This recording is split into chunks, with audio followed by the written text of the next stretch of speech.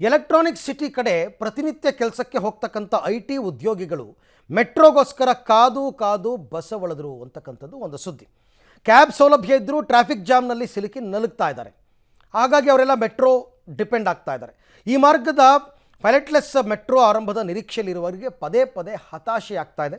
ಕೊನೆಗೂ ಮುಂದಿನ ತಿಂಗಳು ಉದ್ಘಾಟನೆ ಆಗುತ್ತೆ ಅಂತ ಕಾಯ್ದಿದ್ದವರಿಗೆ ಈಗ ಮತ್ತದೇ ನಿರಾಶೆ. ಯಾಕೆ ಉದ್ಘಾಟನೆಯ ಭಾಗ್ಯ ಸಿಗ್ತಾ ಇಲ್ಲ ಹಳದಿ ಲೈನ್ಗೆ ಅಂತ ನೋಡೋಣ ಬನ್ನಿ. ಸದ್ಯಕ್ಕೆ ಓಪನ್ ಆಗೋಲ್ಲ ಎಲ್ಲೋ ಮಾರ್ಗ ಮೆಟ್ರೋ. ಟೆಸ್ಟಿಂಗ್ ಮುಗಿಯೋದಕ್ಕೆ ಬೇಕು ಇನ್ನು 3 ತಿಂಗಳು. ನಮ್ಮ ಮೆಟ್ರೋ ಹಳದಿ ಮಾರ್ಗದ ಕಾಮಗಾರಿ ಬಹುತೇಕ ಕಂಪ್ಲೀಟ್ ಆಗಿದ್ರು ಪೈಲಟ್ಲೆಸ್ ಸಂಚಾರಕ್ಕೆ ಇನ್ನು 3 ತಿಂಗಳು ಕಾಯಬೇಕಾಗಿದೆ. ರೈಲು ಬರೋದಕ್ಕೆ ದಾರಿಯನ್ನೇ ಎದುರು ನೋಡ್ತಾ ಇರುವಂತಹ ಜನರಿಗೆ ಮತ್ತೊಂದು ಶಾಕಿಂಗ್ ಸುದ್ದಿ ಇದೆ.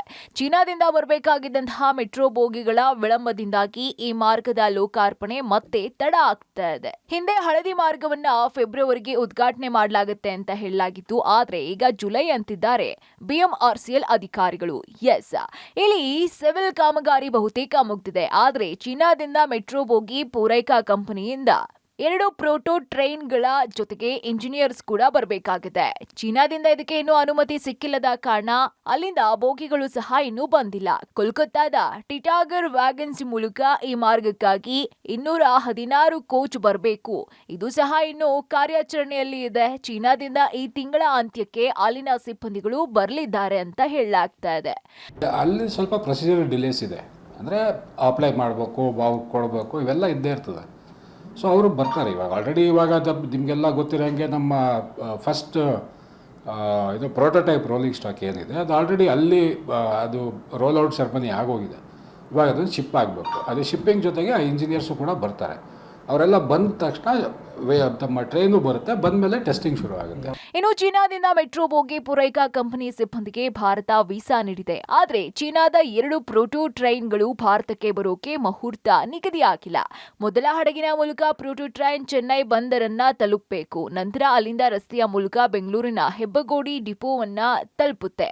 ಅತ್ತ ಟಿಟಾಗರ್ ವ್ಯಾಗನ್ಸ್ ಮೂಲಕ ಈ ಮಾರ್ಗಕ್ಕಾಗಿ 216 ಕೋಚ್ ಬರಬೇಕು. ಟಿಟಾಗರ್ನ ಉತ್ಪಾದಕ ಘಟಕದಲ್ಲಿ ಕೋಚ್ ತಯಾರು ಮಾಡ್ತಿರುವ China railway rolling stock corporation train ಬಂದ ಮೇಲೆ ಹಳದಿ ಮಾರ್ಗದಲ್ಲಿ ಪ್ರಾಯೋಗಿಕ ಪರೀಕ್ಷೆಗೆ ಅನುಮೋದನೆಯನ್ನ ಪಡ್ಕೋಬೇಕು.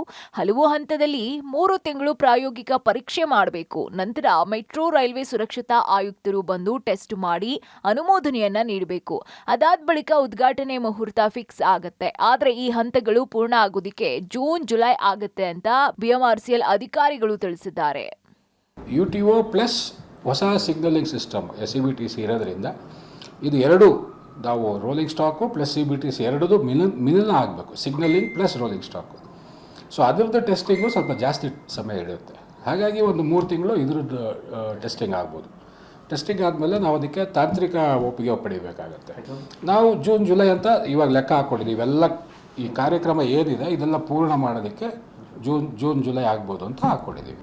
ಇನ್ನು ಆರ್ವಿ ರಸ್ತೆಯಿಂದ ಬೊಮ್ಮಸಂದ್ರದವರೆಗಿನ ಮೆಟ್ರೋ ಮಾರ್ಗದ ಕಾಮಗಾರಿ 98% ಮುಗ್ದಿದೆ. ಪೈಲಟ್ಲೆಸ್ ರೈಲು ಮಾತ್ರ ಬಂದು ಟ್ರ್ಯಾಕ್ ಮೇಲೆ ಸಂಚಾರ ಮಾಡಬೇಕಾಗಿದೆ. ಆದ್ರೆ ಈಗ ಪದೇ ಪದೇ ಆಗ್ತಾ ಇರುವ ವಿಳಂಬ ಜನತೆಯ ಆಕ್ರೋಶಕ್ಕೆ ಕಾರಣ ಆಗಿದೆ.